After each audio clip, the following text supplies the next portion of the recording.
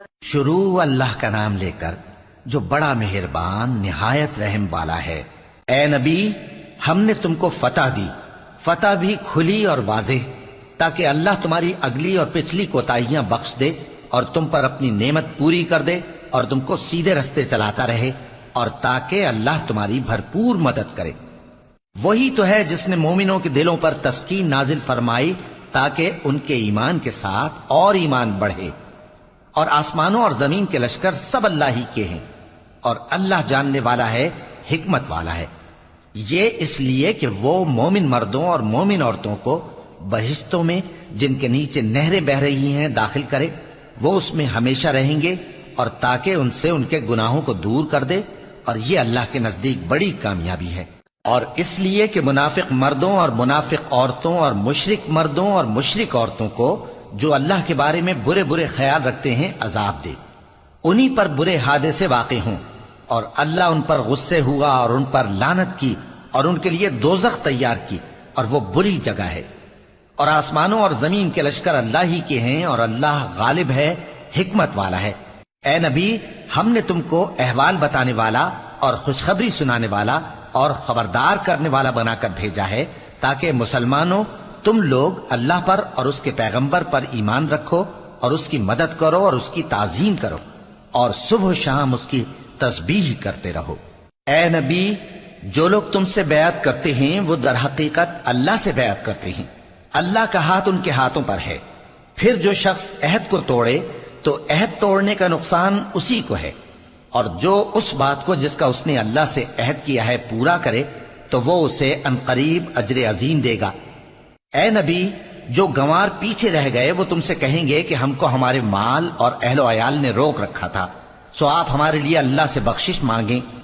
یہ لوگ اپنی زبان سے وہ بات کہتے ہیں جو ان کے دل میں نہیں ہے۔ کہہ دو کہ اگر اللہ تم لوگوں کو نقصان پہنچانا چاہے یا تمہیں فائدہ پہنچانے کا ارادہ فرمائے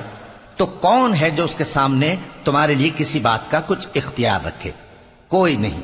بلکہ جو کچھ تم کرتے ہو اللہ اس سے واقف ہے۔ بات یہ ہے کہ تم لوگ یہ سمجھ بیٹھے تھے کہ پیغمبر اور مومن اپنے اہل و عیال میں کبھی لوٹ کر آنے ہی کے نہیں،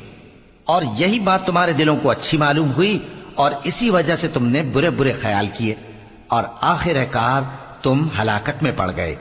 اور جو شخص اللہ پر اور اس کے پیغمبر پر ایمان نہ لائے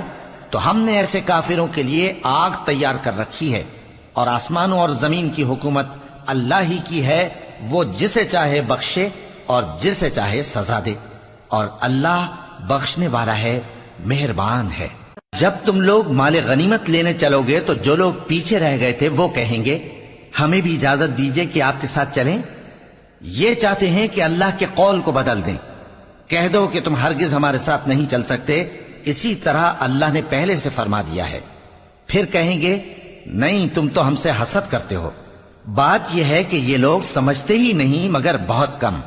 اے نبی، جو گنوار پیچھے رہ گئے تھے ان سے کہہ دو کہ تم جلد ایک سخت جنگجو قوم کے ساتھ جنگ کے لیے بلائے جاؤ گے،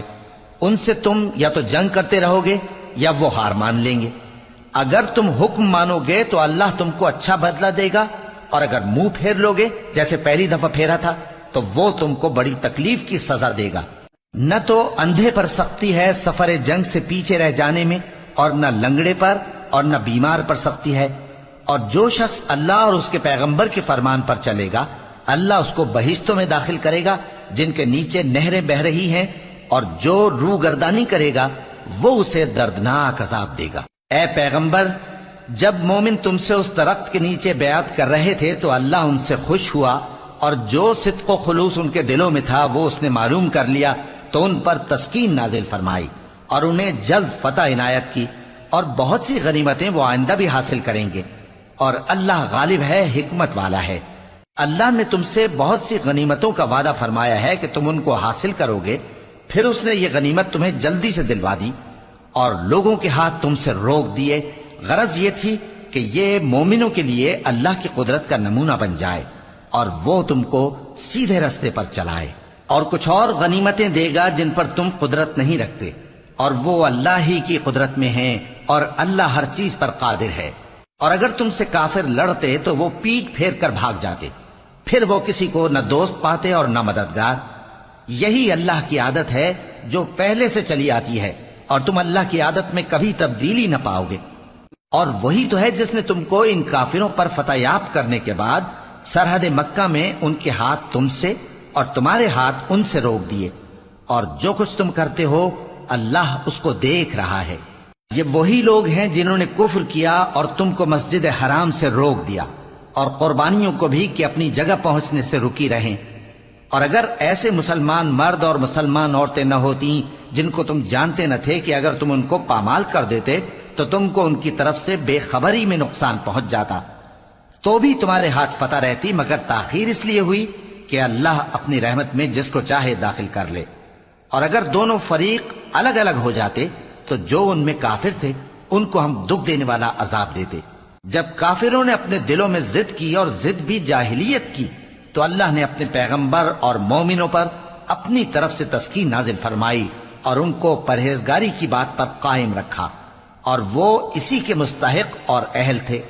اور اللہ ہر چیز سے خبردار ہے۔ بے شک اللہ نے اپنے پیغمبر کو سچا اور صحیح خواب دکھایا تھا کہ تم انشاءاللہ مسجد حرام میں اپنے سر منڈوا کر یا اپنے بال ترشوا کر امن و امان سے داخل ہوگے اور کسی طرح کا خوف نہ کرو گے۔ جو بات تم نہیں جانتے تھے اللہ کو معلوم تھی،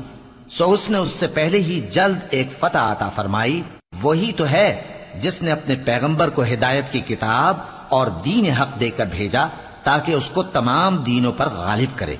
اور حق ثابت کرنے کے لیے اللہ ہی کافی ہے۔ محمد صلی اللہ علیہ وآلہ وسلم اللہ کے پیغمبر ہیں، اور جو لوگ ان کے ساتھ ہیں وہ کافروں کے مقابلے میں تو سخت ہیں اور آپس میں رحم دل۔ اے دیکھنے والے، تو ان کو دیکھتا ہے کہ اللہ کے آگے جھکے ہوئے سر بسجود ہیں اور اللہ کا فضل اور اس کی خوشنودی طلب کر رہے ہیں۔ کثرت سجود کے اثر سے ان کی پیشانیوں پر نشان پڑے ہوئے ہیں۔ ان کے یہی اوصاف تورات میں ہیں اور یہی اوصاف انجیل میں ہیں۔